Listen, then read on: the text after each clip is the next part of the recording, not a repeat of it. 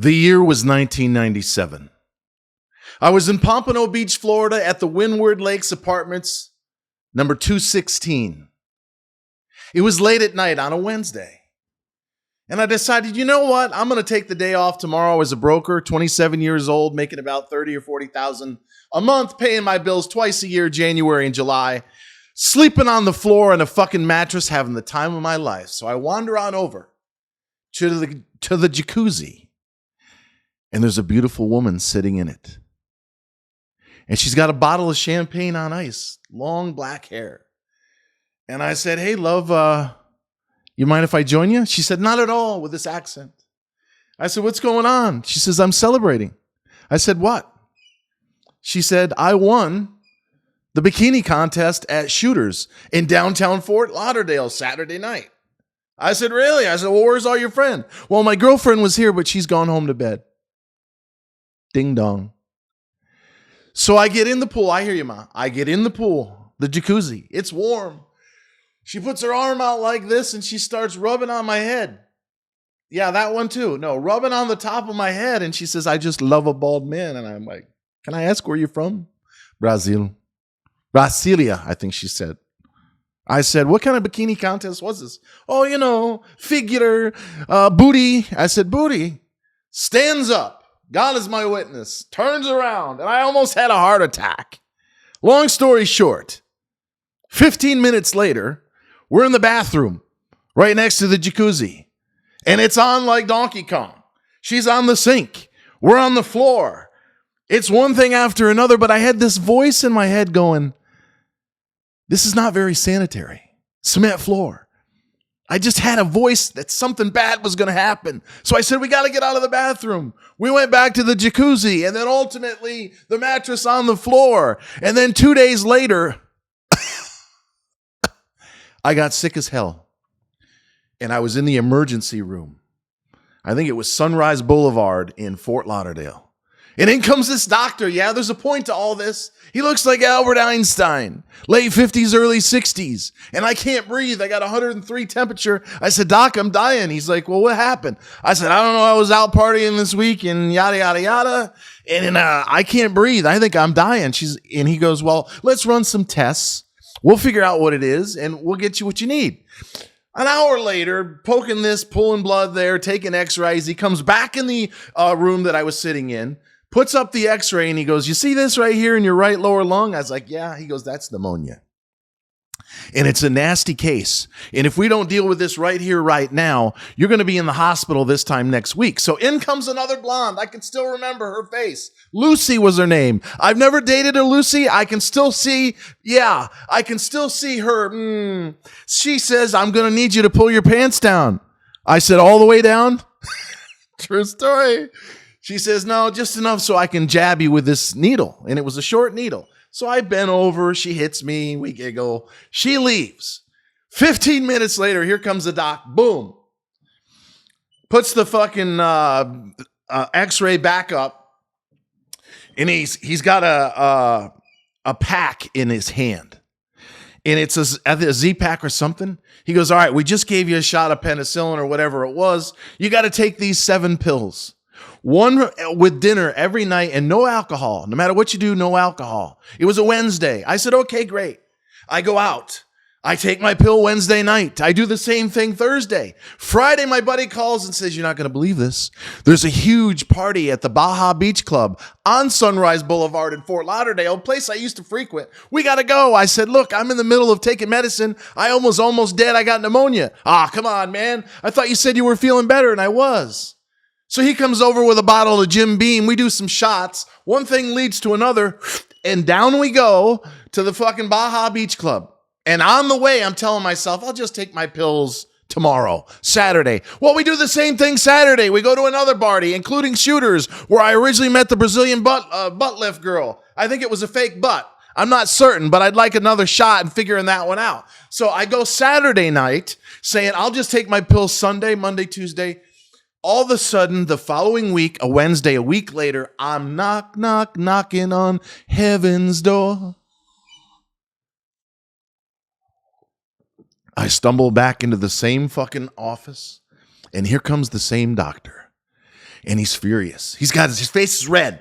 He's looking at me like, what happened? I said, I went out and I got fucking drunk Friday and Saturday, and he's boiling. He's so mad at me, he can't even speak.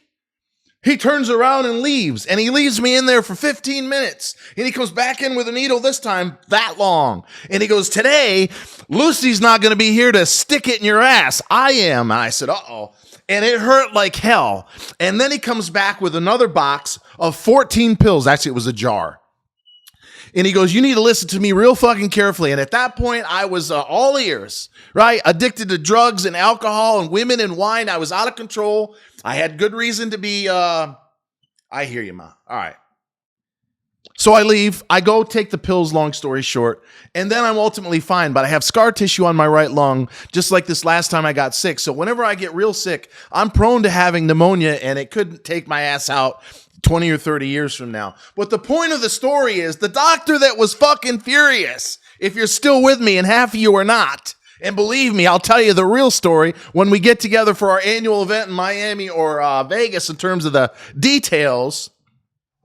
It's the same thing with me. He was so mad. He had plaques on the wall. He'd been practicing 30 or 40 years. And here's this young punk going to disregard his advice, even though he told me I was playing with fire and I could be fucking dead if I didn't follow the rules.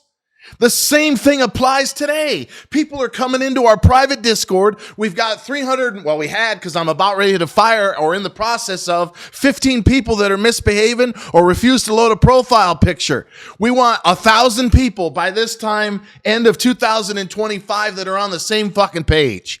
So when I see some clown like one an hour ago that comes strutting in and saying, where's the stop loss? Where's this? Where's that? You need this. You need that. You know what? Fuck you. And we did share your 15 minutes of fame that you had on the YouTube comment. We don't want someone like you. I look at it this way, ladies and gentlemen.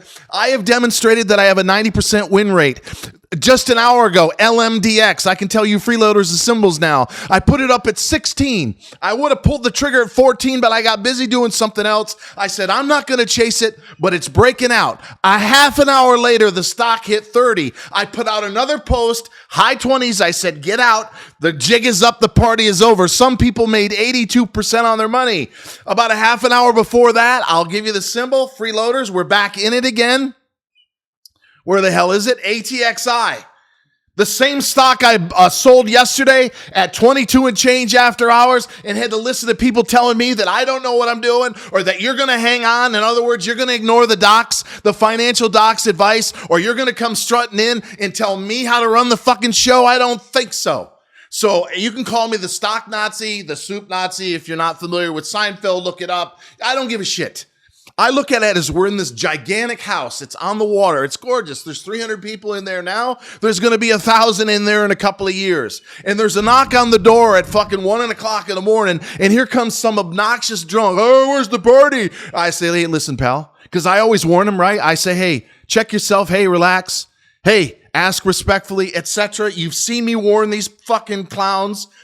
The same rules would apply if someone comes into our house. I'll say, wait a second, the party's over. You can come back tomorrow if you're like, oh, no, hey, you got two choices. You can walk out that fucking door just like that clown on YouTube, or I'll throw your fucking ass out. And by the way, if you're ever in Atlanta, be sure to look my ass up. Give a shit how big you are, how connected you are, how rich you are. You come into our house, you act like a dick, you'll be treated like a motherfucking dick. And I'll send you packing with a fucking refund. Like I have 20 some odd times. I am not going to put up with people that are going to disrespect what took me 30 years of my fucking life to do. Red Hill, RDHL, 10-bagger. Wheeler, WHLR, 3-bagger. Just had a fucking 82% in LMDX. In and out of and back into, fucking ATXI for all you freeloaders. Bought another stock at 9 and change. Got another one on the radar, but what an ass she had. What a fucking ass.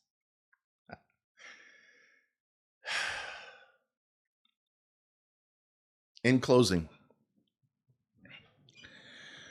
I'm not so much in a rush to get the next 600 and some odd people. That's probably going to take us a while. The best way that we can do this is to get referrals. We need well-adjusted people that can follow directions and coexist respectfully with one another. Don't bring any hotheads. Don't bring somebody that's got to be in and out of a fucking stock 15 times a day. 30-day average hold, 30% average gain. Say that about 3,000 fucking times. I typically own a stock for about a month, although some take a lot less than that. And I typically make on average 30% when I'm right, approximately, to be exactly 91.7% of the time in the last year. Is your broker doing that? Fuck no. So I want to slow the roll. In fact, I'm not even gonna, in the first video now, and what an ass. The first video in 40 where I don't want anybody to join. I want referrals from people that are already in there. Give me whales, like the guy who just made $29,000 in 2 days. He's made over $300,000 in 3 months. Today is our third month, the end of the quarter. Be very careful. Tomorrow could get ugly, and the first week of December could be the same. We're way overbought. We are above trend lines. This is a massive secular bull, but we are going to have a bit of a lower, in my opinion, in the major averages in the next week to 10 days. What a motherfucking ass. And until next time, always remember that I love you. I really do. And thanks for watching. True story.